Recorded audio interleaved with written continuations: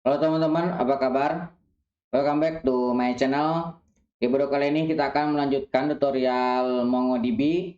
Materi kali ini kita akan membahas mengenai tipe data di MongoDB. Untuk mulainya, pastikan teman-teman sudah menjalankan Dockernya ya, dan kontainernya. Nah, jika sudah, teman-teman silahkan buka MongoDB Kompasnya. Nah, seperti ini ya, ketika kita membuka pertama kali. Nah, kemudian kita akan melakukan koneksi menggunakan koneksi yang pernah kita buat sebelumnya ya. Nah, kita akan connect. Oke, kita sudah berhasil terhubung dengan kontainer kita. Oke, ini akan saya besarkan seperti ini. Ini di sini ada Mongo SH. Ini akan saya geser ke atas sedikit. Nah, kemudian saya akan besarkan dengan menekan Ctrl plus plus. Oke, Ctrl plus plus ya, biar lebih gede-gede tulisannya. Oke, nah materi kali ini kita akan membahas mengenai tipe data. Nah, tipe data di MongoDB ada banyak ya. Yang pertama terkait dengan tipe data null. Tahu tipe data null adalah sebuah data yang tidak ada apapun, ya null gitu. Nah, untuk mendefinisikan null kita bisa langsung menuliskan null. Nah, di sini saya akan coba untuk menampilkan dulu ya. Kita akan show database. Nah, saya akan enter. Nah, di sini kita masih memiliki database defaultnya ya. Kita belum memiliki database. Nah, sekarang kita akan coba untuk membuat database baru. Nah, saya akan menggunakan use. Nah, kita akan menggunakan purpose db. Nah, seperti dengan yang kemarin ya. Purpose db, saya akan enter. Nah, kita sudah switch ke purpose db. Di sini kita coba cek db, kita enter, lihat. Nah, kita db kita yang nanti disimpan di variabel db adalah purpose db. Oke, kita akan coba membuat collection baru dengan cara db dot. Nah, kita akan membuat collection apa? Nah, contohnya di sini saya akan membuat collection buku ya. Nah, kemudian saya akan create one. Nah, insert one nggak usah create ya. Kalau create-nya buat create index.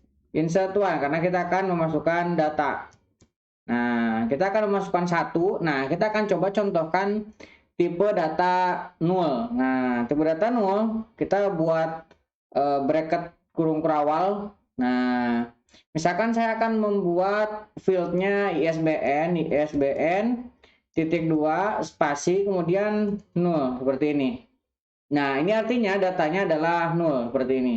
Kalau kita enter, ya kita berhasil untuk menginputnya. Sekarang kita coba select ya. Kalau misalkan untuk tampilkan db dot buku dot find. Nah, kita akan coba tambahkan pretty. Oke, seperti ini ya. Kita akan enter. Lihat, di sini kita sudah berhasil menginput satu buah data ISBN dengan tipenya null seperti ini. Nah, ini tipe data null merepresentasikan nothing lah, tidak ada apapun dalamnya, null gitu ya. Oke, itu yang pertama terkait dengan data null. Kemudian yang kedua, kita juga bisa memasukkan tipe data boolean. Tipe data boolean itu tipe data yang isinya true dan false ya. Nah, kita bisa menggunakan collection yang sama karena kan sifatnya ini tidak seperti table ya.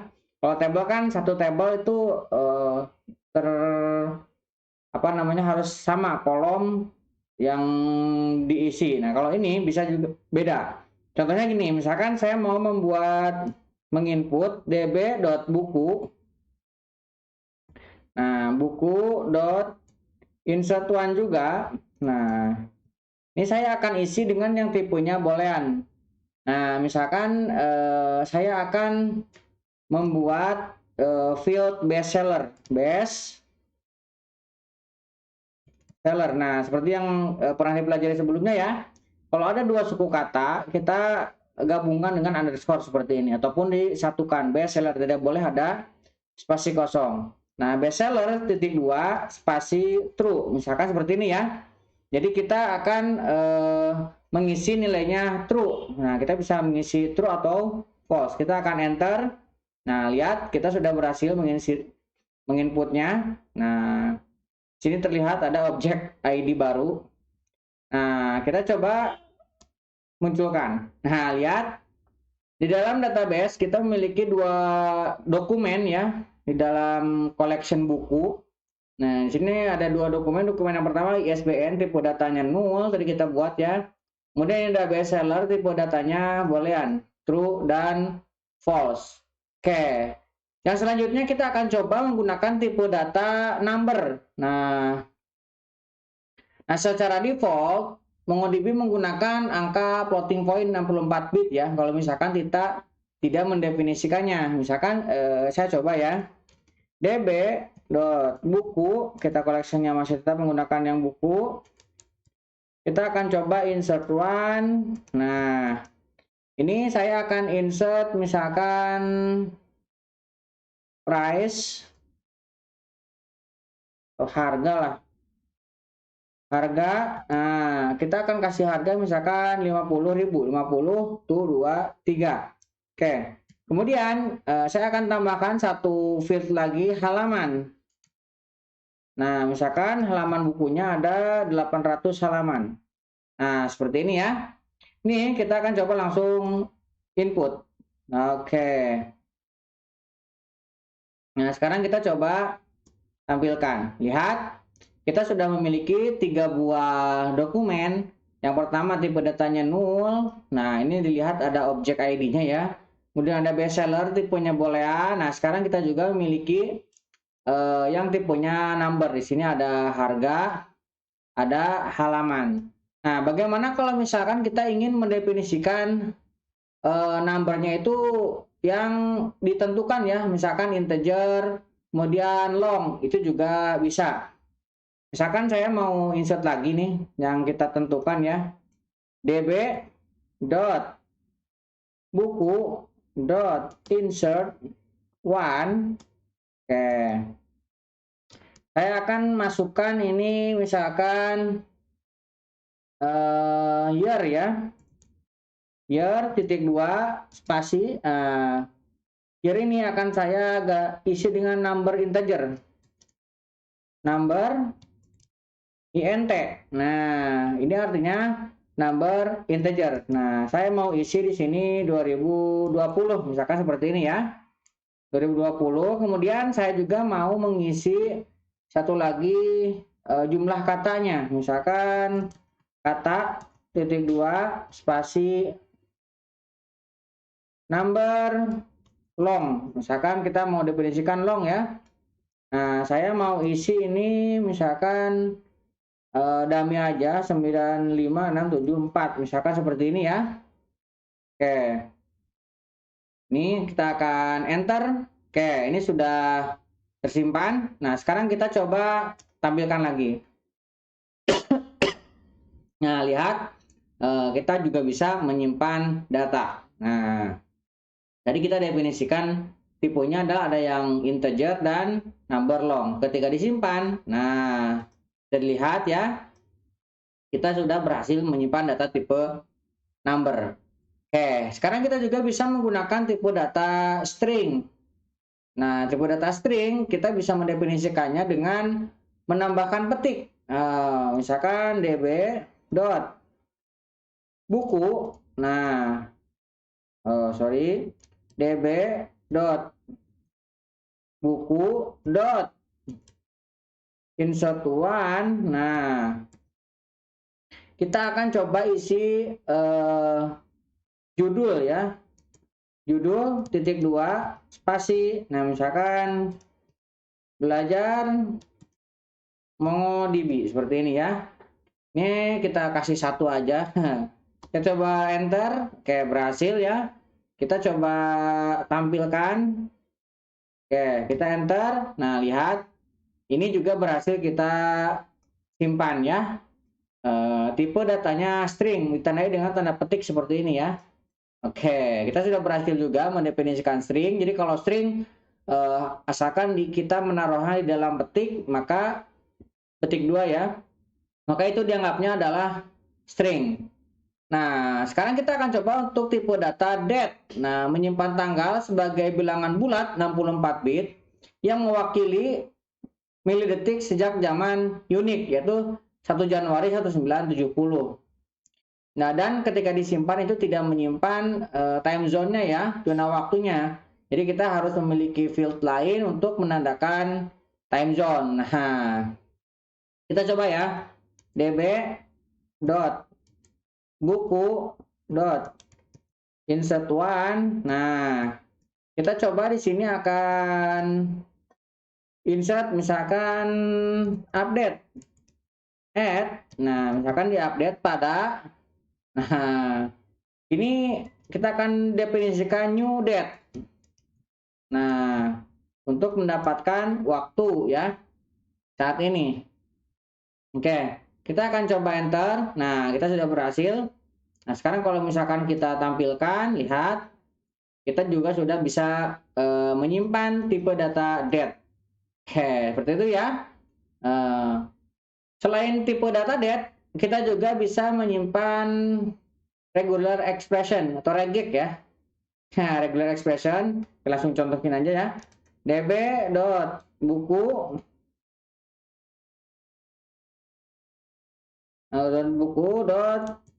insert one, kita coba insert one. Nah, kemudian saya akan memasukkan pattern. Misalkan patternnya ini ya regeknya. Nah, kemudian d plus, kemudian slash. Nah, seperti ini. Kita coba enter. Oke, ini juga sudah berhasil ya. Kita coba lihat. Nah, kita berhasil ya menyimpan. Lihat di sini. Didefinisikan ya. Bison rig expression. Oke. Regular expression. Di sini ada definisinya. Oke, itu tipe yang regular expression. Nah, sekarang kita akan coba untuk yang tipe datanya array. Oke, array ya memungkinkan kita untuk menyimpan daftar nilai yang dari jenis apapun. Nilai tidak harus dalam jenis yang sama ya, berbentuk array. Nah, kita langsung coba db dot buku dot insert one. Oke. Kemudian kita akan memasukkan misalkan title. Di sini titlenya judulnya MongoDB Array. MongoDB Array. Misalkan untuk ini ya. Kemudian di sini kita memiliki field lagi untuk review. Nah, kita akan mendefinisikan review ini oleh siapa. Misalkan kita kasih titik 2, kemudian spasi. Untuk array seperti biasa, kita bisa menggunakan bracket siku ya. Nah, seperti ini. Misalkan pojok. Nah, pojok ini reviewnya isinya adalah 4,5. Misalkan seperti ini ya. Nah, kemudian untuk yang kedua, string yang kedua misalkan kode. Jadi tidak perlu sama tipenya. Kita bisa ada yang number, ada yang string. Nah, kita menaruhnya dalam sebuah array. Oke, seperti ini. Nah, sekarang kita coba simpan. Enter. Oke, sudah berhasil. Nah, sekarang kita coba tampilkan. Oke, bisa dilihat di sini kita memiliki tipe data array. Nih. Review untuk buku title MongoDB array. Nah, reviewnya adalah array seperti ini.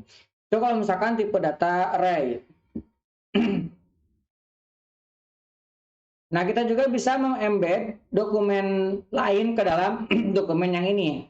Atau JSON lain ke dalam satu JSON. Jadi ada JSON di dalam JSON ya. Atau kalau bisa di MongoDB istilahnya embed dokumen ke dokumen lain. Embed dokumen ya. Nah, itu bisa. Artinya kita bisa menambahkan dokumen lain. Contohnya misalkan db. Kita akan langsung coba buat ya. db.buku.insert one. Seperti biasa, insert one. Nah, Kemudian kita akan coba definisikan judul.